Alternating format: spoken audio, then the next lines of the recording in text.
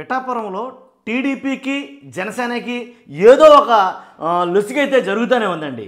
పిఠాపురంలో రీసెంట్గా వర్మ గారు ఒక ట్వీట్ అయితే చేయడం జరిగింది. ఆ ట్వీట్ ఏంటంటే, ఏదైతే కష్టపడి గెలిచిన గెలుపే గెలుపు, కష్టపడి సాధించిన దానికే గౌరవం ఎక్కువ అని ఒక ట్వీట్ అయితే చేయడం జరిగింది.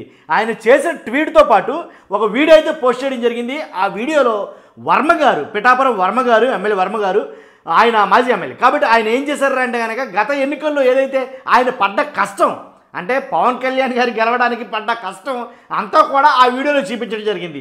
కానీ నోట్ చేయాల్సింది ఏంటంటే, ఎక్కడా పవన్ కళ్యాణ్ గారు లేరు. ఇది వాస్తవం.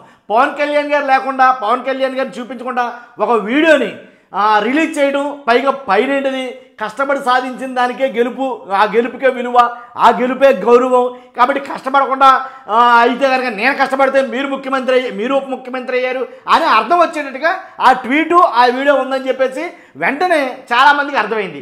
ఆ ట్వీట్ పెట్టిన కొద్దిసేపటికే ఆయన మళ్ళీ డిలీట్ చేయడం జరిగింది.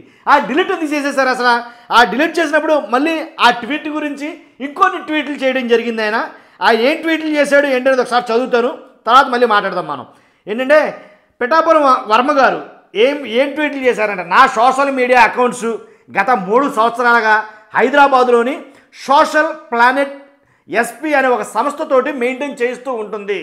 ఈరోజు నా ఎక్స్లో పోస్ట్ చేసిన వీడియోకి, అంటే ఏదైతే పవన్ కళ్యాణ్ గారు లేకుండా మొత్తం ఆ వీడియో నిండా వర్మ గారే ఉండి, తానే అసలు అక్కడ గెలుపుకి కారణం కాబట్టి తానే గెలిపించానని, అందువల్ల ఆ కష్టానికి నాకు గౌరవం ఉందని ఆయన మాట్లాడిన మాటలు చూస్తే నిజంగా చాలా ఆశ్చర్యం అనిపిస్తుంది.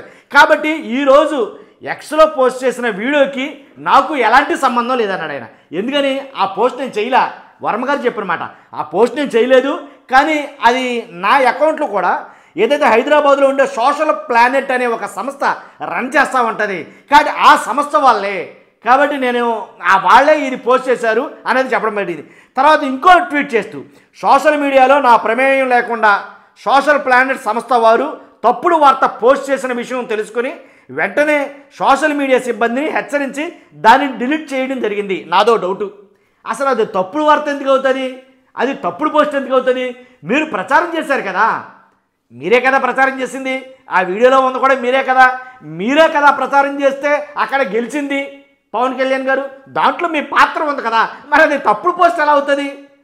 చాలామంది చాలా రకాలుగా మాట్లాడుతున్నారు, కానీ ఈ పాయింట్ ఎందుకు నాకు తెగ తేడా కొట్టేసింది. ఇదేంటి అబ్బా, స్వయంగా ఆయనకు మాట్లాడుకున్న మాట ఏంటంటే, అది ఒక తప్పుడు వార్త, అందువల్ల అది పోస్ట్ చేయడంతో సోషల్ మీడియాలో నా ప్రమేయం లేకుండా సోషల్ ప్లానెట్ సంస్థ వారు తప్పుడు వార్త పోస్ట్ చేసిన విషయం తెలుసుకుని వెంటనే సోషల్ మీడియా సిబ్బందిని హెచ్చరించి దానిని డిలీట్ చేయించడం జరిగింది.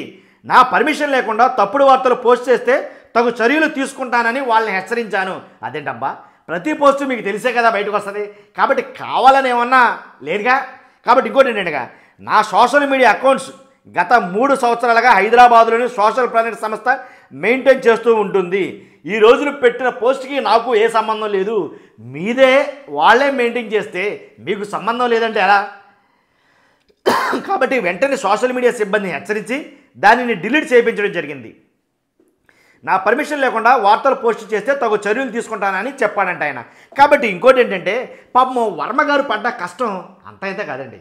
ఎలా అంటే మామూలు కష్టం కాదు. అంటే ఆయనకి ఎమ్మెల్సీ ఇస్తానన్నారు, తర్వాత మంత్రిని చేస్తానన్నారు, చాలా చేశారు, చెప్పారు, కానీ పాపం ఏమీ లేకుండా అలా ఉంచేశారు. అప్పుడప్పుడు అంటే తన ఉనికిని చాటుకోవడానికి కోసం పులైనా సరే ఏ మృగమైనా సరే గర్జిస్తూ ఉంటుందంట. ఒకవేళ అలా జరిగిందా ఏంటి? మొత్తానికి వర్మ గారికి జరిగింది అన్యాయమేనండి నన్ను అడిగితే. కాబట్టి పిఠాపురం వర్మ గారు ఆయన చేసిన పోస్టు మళ్ళీ వెంటనే డిలీట్ చేయడం, ఇది పెద్ద సంచలనం సృష్టించింది. కానీ మీ అభిప్రాయం ఏంటో ఖచ్చితంగా కామెంట్ రూపంలో తెలియజేయండి వర్మ గారి గురించి. చూస్తున్నా మీరందరూ కూడా ఫస్ట్ లైక్ చేయండి, నాకు మోటివేషన్ ఉంటుంది. కొత్త వాళ్ళైతే పక్కగా సబ్స్క్రైబ్ చేయండి. Thank you very much.